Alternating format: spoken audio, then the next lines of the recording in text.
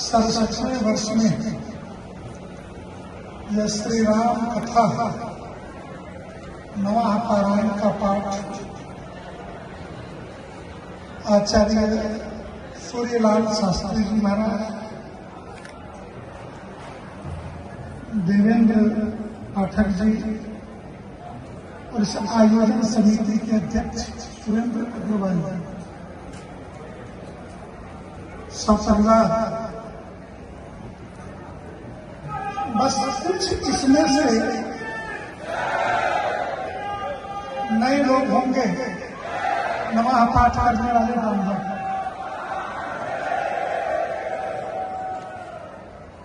बस उनकी जानकारी के लिए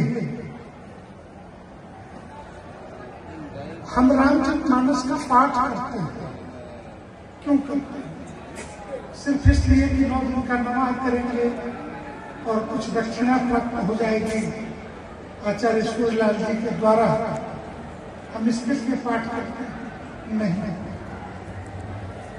हम कथा करने के लिए व्यासपीठ पर सिर्फ उद्घाटन के लिए हम बैठे हैं परंपरा से। 19 अप्रैल 1669 को अंतिम बार जब काशी विश्वनाथ का मंदिर तोड़ दिया गया, बाबा का दरबार छत पर छत कर दिया गया औरंगजेब के द्वारा।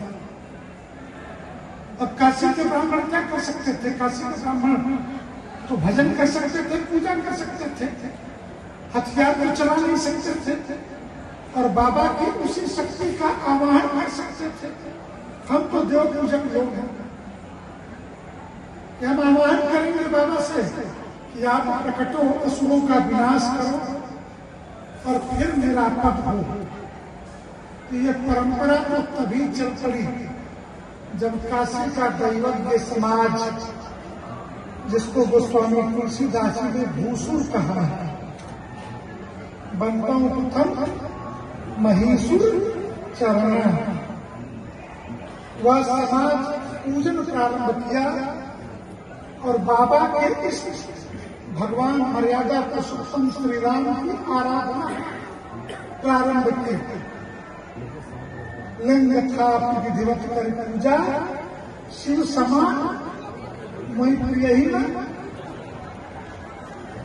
भगवान शिव से प्रिय उनको भी कोई नहीं, और भगवान शिव प्रत्येक क्षण राम शब्द सुने, इसके लिए महाश्मशान में राम नाम सत्य है और सच्चे मन से वहां तो आदमी कम से कम झूठ नहीं बोलता। राम का नाम जो लेता है बनावटीपन से वहां घुसने के बाद, भले वहां से निकलने के बाद कचौड़ी गली की कचौड़ी खाते खाते स्मशान वैराग्य समाप्त हो जाता है।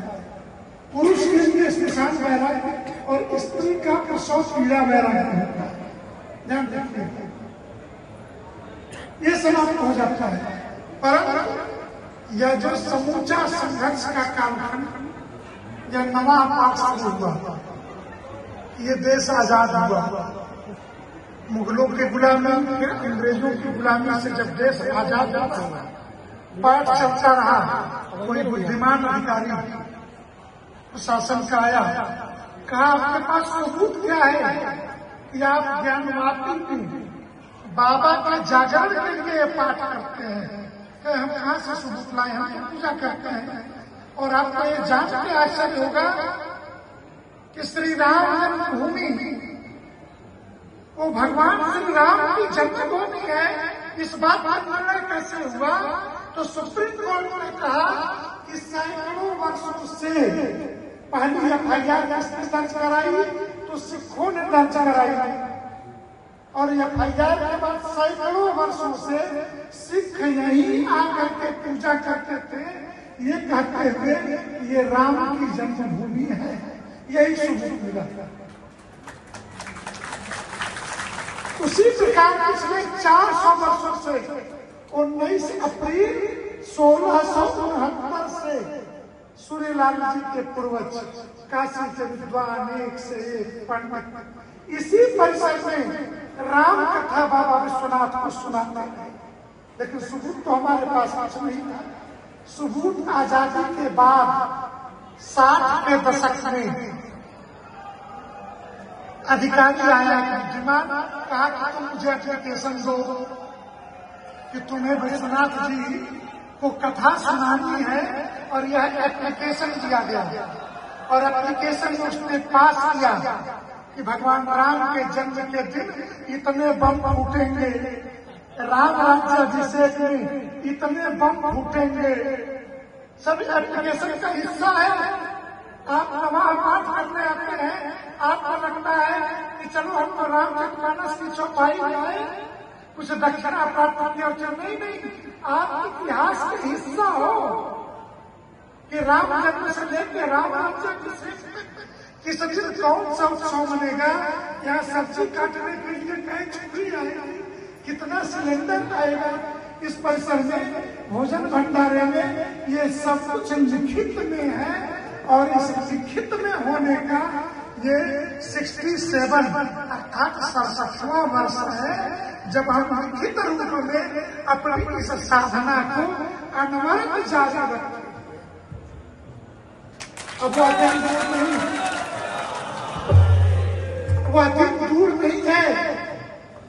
रामलला विराज गए और ये पहला कुंभ था।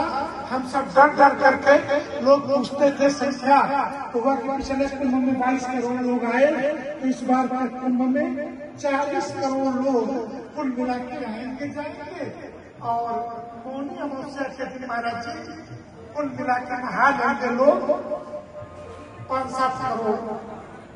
आप विश्वास करेंगे 9 बजते बजते 10 करोड़ लोग तीर्थराज प्रयाग में थे। तो कुछ लोग भाई मथुरा हो जाएंगे। इस दिशा में योगी जी और प्रधानमंत्री नरेंद्र मोदी जी का सराहनीय प्रयास है।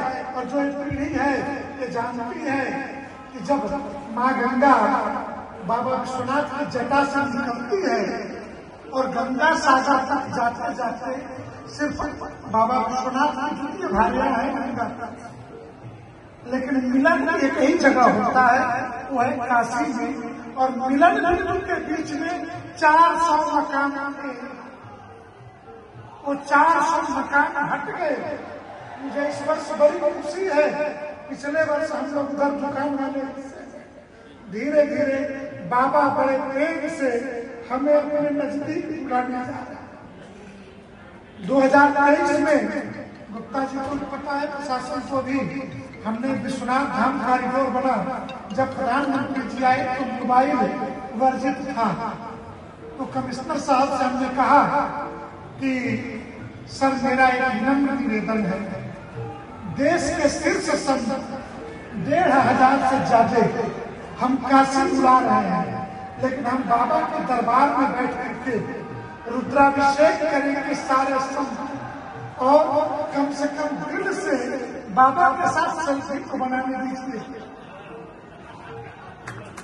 और सारे संत मोबाइल लेके आए, परिसर में जहां मन किया वहां लोटे फोटो बनाई और बाबा ने गले से लगाया। इस वर्ष नागा साधु भी ऐसे ही आए और बाबा ने अपनी सच्ची दीवार से बिठा करके हमें कथा सुनाने का अवसर दिया। हम इतना ही कहेंगे कि वह दिन दूर भी नहीं जब ज्ञान वापी के गुलामी के चिन्ह मिटेंगे। परिसर में तो हमारे ही है।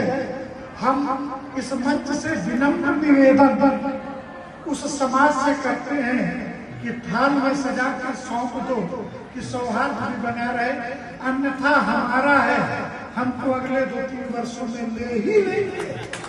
संकल्प के साथ बैठे हैं, हमको लेंगे ही। तुम कुछ कर न पाओगे, कुछ कर न पाओ, 30 रहे उससे बेहतर है भाईचारे का हाथ बढ़ाओ। ज्ञानवापी और कृष्ण भूमि मथुरा सजा के दे दो भाईचारा, और गंगा यमुना जो बोलते हो वो तहजीब बनी रहेगी, अन्यथा हमारा है और हम लेंगे, क्योंकि वीर भोग्या वसुंधरा यह गुरु की धरती है। बाबा विश्वनाथ के दरबार में आज से रामचरितमानस पूछे रघुपति, कथा प्रसंगा सकल लोक जग पावन गंगा, तो राम कथा की इस गंगा में नवाह पारायण के द्वारा 9 दिन में एक एक पारायण हम आगे बढ़ेंगे। पूर्णांक है 9।